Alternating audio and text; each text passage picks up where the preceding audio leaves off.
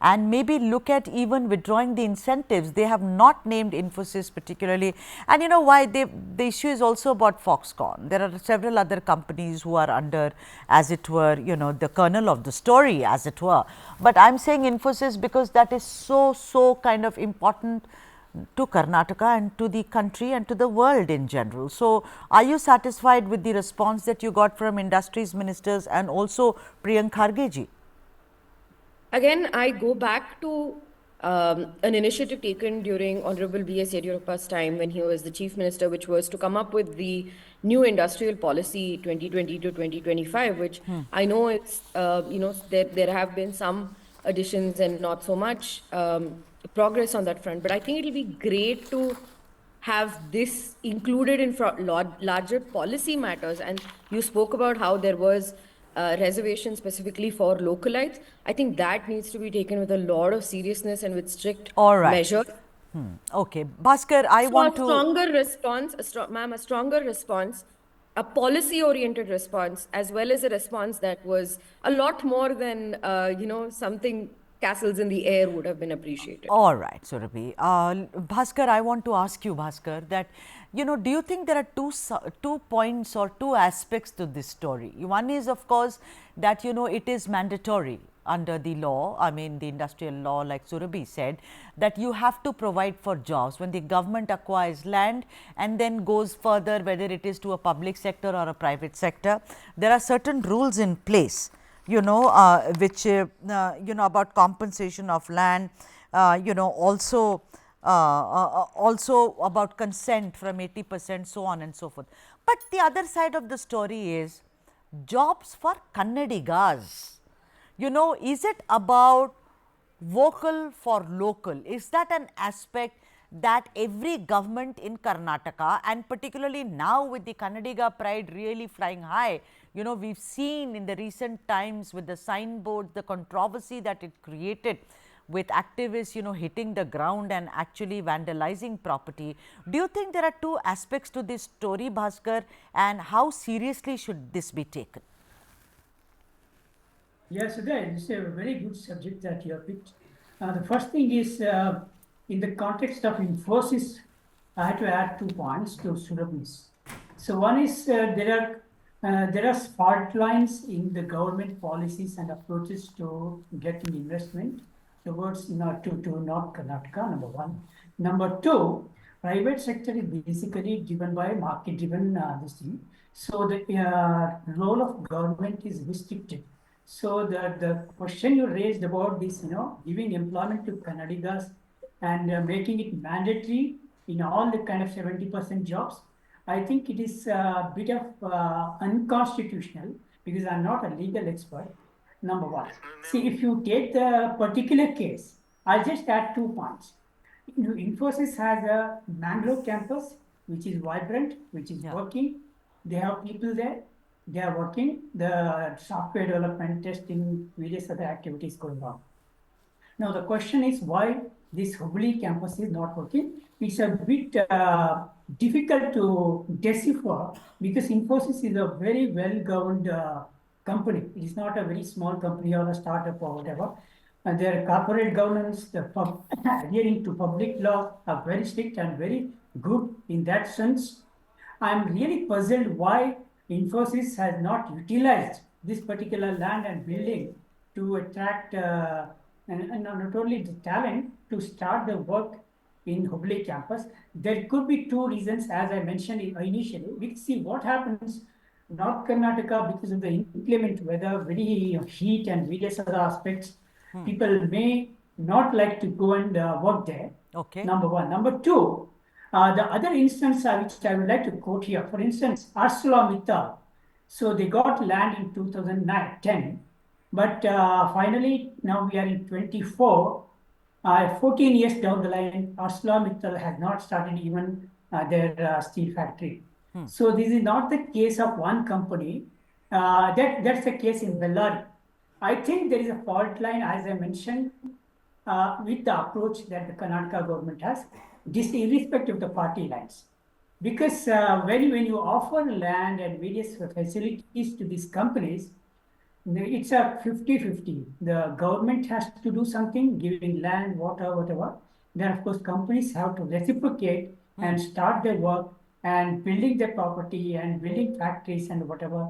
And of course, they start operation. So I think it's very puzzling why Infosys failed to do those. And I think there is nothing wrong because I know this gentleman, Arvind Bellad. He's a MBA from France.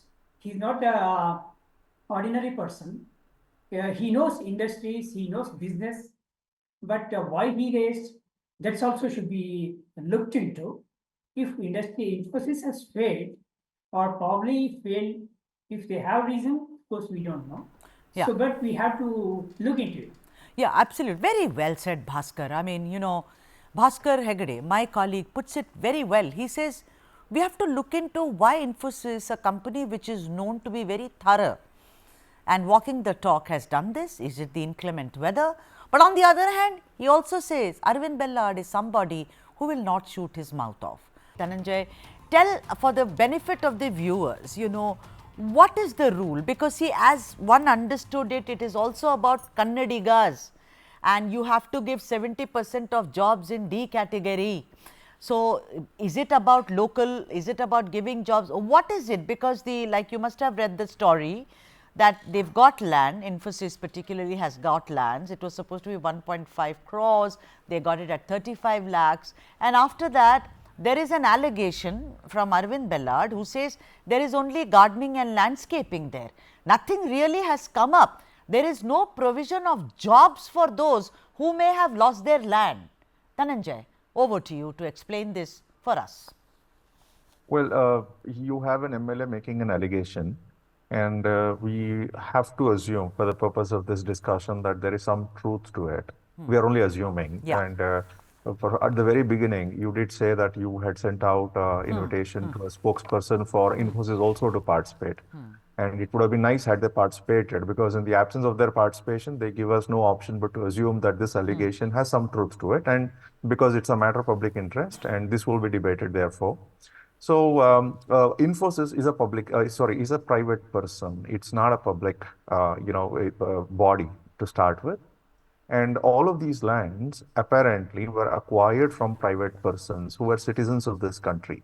Okay. So when the lands were acquired from these individuals, private persons, most likely poor farmers, the government, must have had a very compelling reason to deprive one private citizen of his property and then to hand over that very property to another private person, the private person here being Infosys. So it is therefore necessary for the government to show what kind of public interest would be achieved by taking over land from these farmers and hand over to a company like Infosys. So the government could only show public interest by saying that they are going to impose condition A, B, C on Infosys and that they will constantly monitor whether Infosys complies with those conditions A, B, C. Now, the question therefore is, did the government sell off these lands to Infosys, in which event they simply won't be able to enforce any condition upon Infosys, because once there is an absolute sale, the person who's bought it from you will not be bound by conditions you impose, because sales are governed by a law, what we know as a Transfer of Property Act of 1882. And under that law, if you do sell off a property to another, they take it in an absolute capacity. And there are some exceptions. These kinds of conditions can't be imposed under those exceptions. So, so we need to know what kind of arrangement is there between the government of Karnataka and the Infosys. Is it a matter of lease, in which event the lease certainly can be revoked after asking Infosys, giving a show cause notice to Infosys and asking them why they have not complied with so many conditions of lease, and if their failure cannot be rectified within a short time, then the government would be at liberty to revoke the lease, something of that effect. And this is an important matter of public interest, and it's not about Infosys per se, but it's about the government acquiring tracts and tracts of lands from private persons on the pretext that it would want actually to serve greater public interest by handing over these very lands to companies that will in fact, do so many things for the state, so many things for the local population. So I think in that regard, the allegation that's been leveled against Infosys is so serious. If Infosys bound itself to give employment to X number of local residents, and then Infosys does not do so within actually the stipulated time, then Infosys owes a public explanation, not just actually to the MLA at hand, but then to the people of the state as to why did they in fact make a promise and why have they not fulfilled that Yeah, promise. but you're And if right. there were, Yeah, Dhananjay, very well said, but we really do not know what is the Infosys side. So, it will be very unfair. Like you said, we can only assume and maybe presume that these things must have happened. I only wanted to know, you know, I'll come back to you, Dhananjay, about a hypothetical case. If this happens, then what is bound let me get Brinda Adige first. She's also joined the show. And then Dhananjay, I am coming right back at you. Brinda Adige, who's a very well-known activist, is also joining us, but on the phone line. Hi, Brinda. Brinda, you know, like there is no doubt about Infosys's role so far as Karnataka and this country and the world is concerned. I mean, I've put out a disclaimer, and we know this, the CSR activities that they do. You know, one has seen, one has been witness, whether it is education, employment, also for the specially abled. You know, we know the company's philosophies and principles, as it were. But the story is a larger story, Brinda. It's about how that a company which builds something on land which has been gotten from private, or the government has given it to the, you know, particular industrialist to kind of build an infrastructure on the promise of giving jobs, and in this case to Kannadigas, and also 70% to what is called the D category jobs. Do you think it's a serious breach, as it were? Good evening to all. Yes, Sudha. First and foremost, let us place on record that CSR activities is part of the law. So there's nobody doing anybody a favor.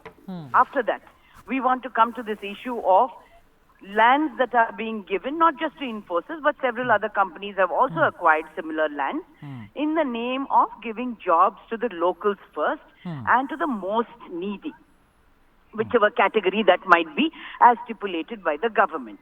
But here, what is happening is, like Dhananjaya said, a lot of small print that probably most of them who sold their lands don't even know about. For instance, once I sell my land on a given date and the government has given it or, leased it or whatever to this other party, what is the time frame by when this has to be put up and jobs are extended to the local population and to the needy? Now, we'd have no clue about it. Now, the MLA has some information and he has raised it in the assembly. But that said, none of the other information is available for public consumption on public domain. Right. And asking such a question at this point of time, when I say this point, it is closer to the elections. What is it that you're asking for? One. Two, if people have sold their lands and are waiting that I'm going to get a job within the next 30 days, 3 months, 6 months, and haven't been able to find a job elsewhere, then that really amounts to cheating. I'm sure Dhananjaya will be able to fill in more about it. And if that kind of a cheating is happening, then we are going further down on the poverty scale, because we are already touching somewhere the sub-Saharan African countries as a country. But as a state also, we want to ask these questions. Are we really catering to the people? Are political promises and promises by the corporate organizations being kept? Because right now what we can see is a no. And we should also place on record the number of women in the labor force has been declining for various reasons. Probably a lot of women in that particular area in Hubli would be also waiting for that. So there are women, there are the poor and the needy, and many families waiting for something like this. And I think it is time that, whether it is Narayan Murthy or Infosys, they must respond.